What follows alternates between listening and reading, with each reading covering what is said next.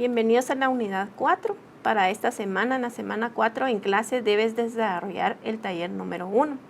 El propósito de este taller es poner en práctica los conocimientos adquiridos en función del análisis de los sistemas y el diseño de los sistemas. Ya en el curso de automatización de procesos administrativos 1 y a lo largo de estas 3 primeras semanas hemos aprendido lo que es las salidas, las entradas, los procesos. Esto para que en forma conjunta sepamos lo que es el análisis de un sistema. Luego del análisis de un sistema entra lo que es la parte del diseño, es decir, cómo este se va a visualizar. El objetivo de este capítulo, como te podrás dar cuenta en tu texto, es ejemplificar cada uno de los pasos que conlleva hacer este análisis y el diseño. Para ello, junto con tu tutor en la clase van a desarrollar un taller en donde podrán poner en práctica cada uno de esos conceptos. Al mismo tiempo, en este video se te dará una orientación a través de lo que es un ejemplo de los pasos que en forma conjunta se puede desarrollar el modelo IPO. El modelo IPO, recordemos, para hacer un esquema general, que sirve para representar el modelo de input, process y output, es decir, las entradas, procesos y salidas. Empezamos definiendo los productos que queremos, es decir, en nuestro enfoque sistemático, qué es lo que nuestro sistema hace y cómo lo hace. Por ello es que empezamos definiendo qué información va a producirse del mismo. Cuando ya sabemos qué información necesitamos, entonces identificamos todos los datos requeridos. Podemos identificar acá en la figura los elementos del sistema, es decir, los recursos también que nos van a apoyar para poderlo llevar a cabo. En los recursos podemos encontrar recursos humanos, materiales, recursos económicos, información, datos. Y también es importante que dentro del desarrollo de nuestro sistema evaluemos la retroalimentación, también denominada como ciclo de control o feedback. En el feedback nosotros podemos alterar nuestros insumos a manera de producir las salidas que nosotros esperamos. En el feedback podemos hacer un ciclo correctivo en el cual alteramos los procesos y los insumos con el fin de que los productos terminados o salidas esperadas sean los que realmente necesitamos. En el feedback se pueden hacer correcciones. Estas correcciones son procesos sucesivos que al momento de revisar lo que ya se produjo se puede mejorar y así nuevamente dar inicio con el ciclo de entrada, proceso, salida. A continuación, en la infografía se te va a resumir los pasos más importantes para hacer un modelo IPO. Estos te van a ser de utilidad para desarrollar el taller 1 y que lo puedas poner en práctica. Como primer paso, tenemos que determinar las salidas del sistema, describir qué productos queremos, qué resultados produce nuestro sistema y recordemos que no solo puede darse una salida, pueden ser varias. Estas pueden ser informes o reportes dependiendo del proceso que estemos analizando. Luego de ello definimos las entradas, es decir, los datos que vamos a necesitar. Estos pueden ser respaldados por documentos y recordemos que una entrada puede ser salida de otros sistemas y esto es relacionarse entre sí. 3. Determinemos todos los procesos. Los procesos son los pasos necesarios para transformar los insumos en producto terminado. Los procesos por lo general deben ser ordenados cronológicamente. Cada uno debe de analizar en qué orden se van a estructurar los pasos, desde que se tomó el insumo hasta llegar a la salida. No hay un número definido de pasos que se puedan dar, eso lo va a determinar el proceso que estés analizando. Los procesos por lo regular siempre identifiquémoslos con un verbo. Por ejemplo, registrar, ordenar, calcular, verificar, ¿sí? Estos a su vez pueden estar relacionados con almacenamientos de datos en los cuales podemos resguardar la información que se está procesando. 4. Determinemos los elementos del sistema que nos van a ser de utilidad, como por ejemplo, las personas que lo van a realizar, los equipos que nos van a ser de utilidad, el tiempo que podemos utilizar, los costos, pero eso sí, no confundamos los elementos con los insumos. Los elementos son los medios que nos van a facilitar hacer los procesos. 5. estableciendo ya cada uno de los componentes que toman parte del modelo HIPPO, podemos hacer un feedback, una retroalimentación para verificar que lo que hemos hecho está bien y produce las salidas que nosotros buscamos. A raíz de este análisis nosotros podemos transformarlo y llevarlo concretamente a una realidad a través de los diseños de las entradas y salidas. En los diseños de las salidas ya podemos hacer un formato visible de qué datos se van a recopilar en forma conjunta dependiendo de la salida que se ha buscado. El diseño ya va a llevar una forma, un fondo, algo que sea amigable y agradable a la vista de la persona que le va a ser de utilidad, como por ejemplo los formularios, ya sea que queramos que sea en forma manual o queramos que sea en forma digital. Al igual también como en el capítulo 3 vimos, al diseñar una entrada tenemos que seleccionar el medio en que queremos que ésta sea procesada, ya sea este medio un menú, ya sea una interfaz con el usuario o un formulario que llenemos a mano. Pero nos es de utilidad relacionar en el modelo HIPPO los datos que nos van a ser de utilidad tomar en cuenta en nuestro diseño, porque esos datos son los que la persona que va a diseñar el sistema va a saber que se van a incluir en el formato de entrada. Estos formatos igual van a ser la forma en que visiblemente las personas, usuarios, dentro o fuera de la organización, van a ver el sistema y al diseñador del sistema le van a ser de utilidad para poder configurar el sistema en la forma más amigable, agradable y fácil de comprender hacia las personas. Toda esta es la relación por la cual hemos estudiado el modelo HIPPO para primero analizar qué queremos, cómo lo vamos a hacer y en nuestro enfoque sistémico podamos procesar luego los diseños, es decir, la forma en que se podrá visualizar físicamente. A continuación, el licenciado Humberto Ajú les va a hacer un ejemplo en el cual vamos a aplicar todas las partes del modelo HIPPO, como el mismo puede ser visto desde un enfoque de caja negra y caja blanca, dependiendo de la percepción, si es para un usuario o si es para un diseñador, y esto lo vamos a trasladar a los diseños de las entradas y salidas.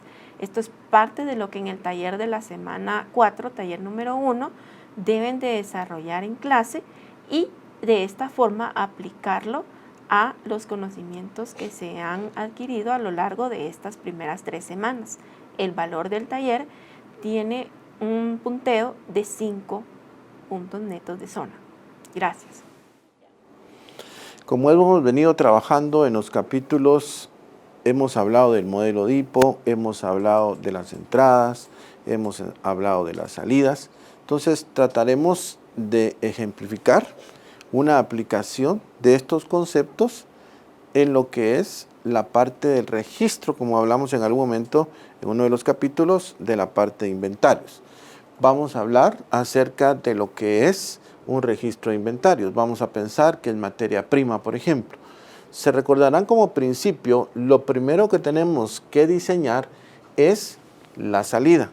Si yo tengo claro qué es la salida, qué es lo que yo quiero como salida, entonces voy a poder capturar en el siguiente paso lo que es la entrada.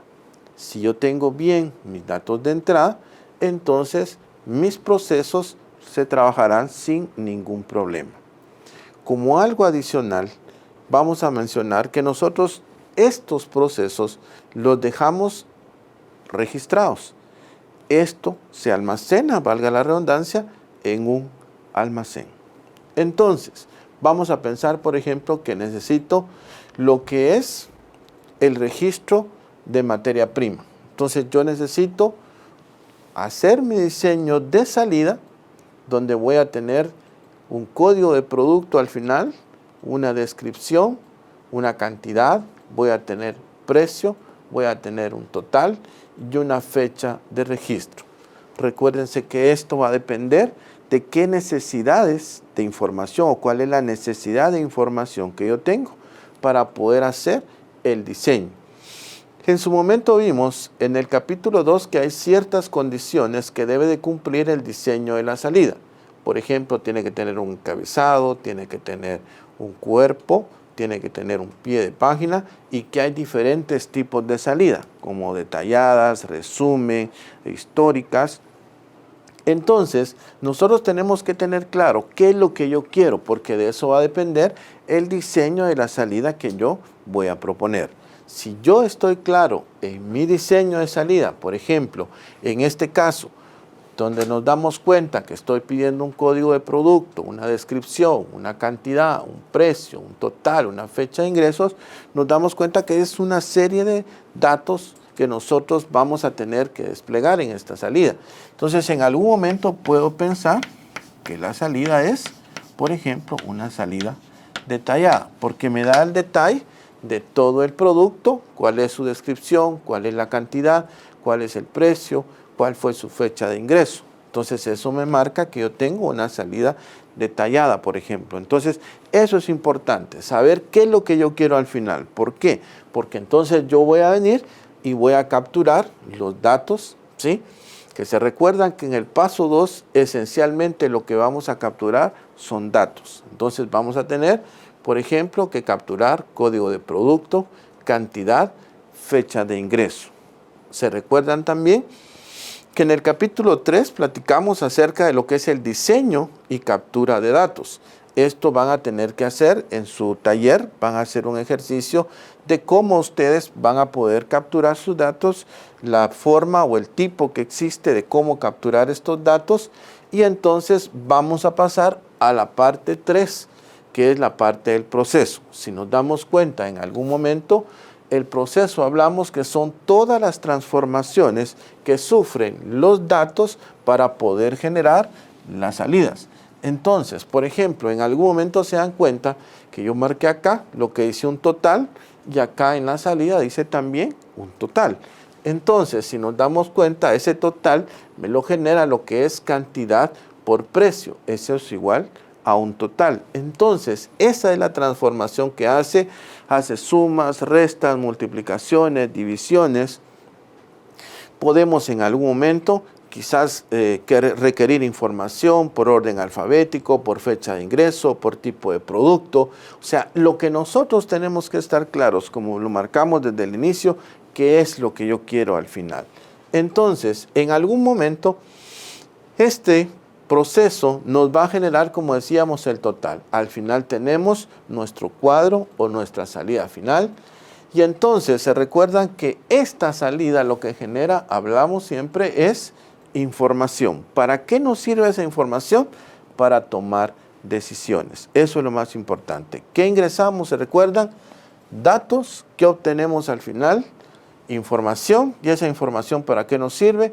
Para lo que es la toma de decisiones. Ahora bien, también platicamos sobre lo que es el concepto de la caja blanca y de la caja negra, y en algún momento dijimos que la caja negra lo que evalúa o lo que revisa son las entradas y son las salidas, ¿sí?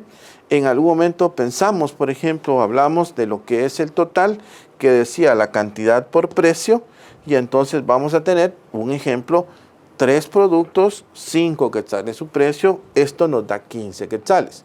En algún momento recuérdense que dice que nosotros vamos a evaluar o vamos a revisar si nuestro sistema está dando lo que nosotros queremos. Podemos usar la caja negra evaluando lo que son las entradas y las salidas. Entonces, en algún momento yo puedo tener que el total va a ser, por ejemplo, 15. ¿Qué quiere decir esto?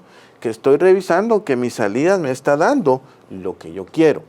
Pero pensemos en algún momento que esto nos da 16, ¿sí?